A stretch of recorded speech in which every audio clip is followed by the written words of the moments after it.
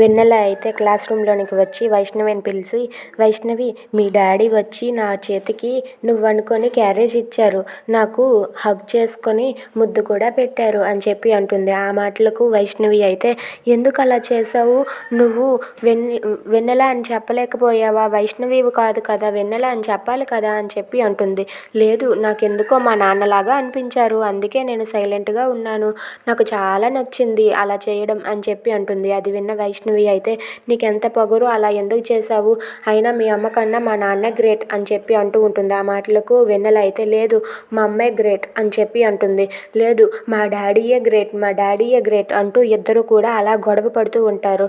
మా అమ్మ గ్రేట్ అంటే మా డాడీ గ్రేట్ అంటూ ఇద్దరు గొడవ పడుతూ ఉంటే ఇంతలో టీచర్ వచ్చి, ఏ వెన్నెల, వైష్ణవి ఆగండి, మీరిద్దరూ చాలా గొడవ చేస్తున్నారు, మీరిద్దరూ ఇలా చేయడం కరెక్ట్ కాదు, మీరు గుడ్ గర్ల్స్లో ఉండాలి, అలాంటిది క్లాస్ రూమ్లో ఇలా గొడవ పడతారా, అసలు మీరు మీ సీట్ దగ్గరికి వెళ్ళి కూర్చోండి, ఇలా ఇంకెప్పుడు గొడవ పడవద్దు అని చెప్పి టీచర్ చెప్తారు. ఇక వెన్నెల, వైష్ణవి ఇద్దరు కూడా వెళ్ళి కూర్చుండిపోతారు. If you like this video, please like, share and subscribe.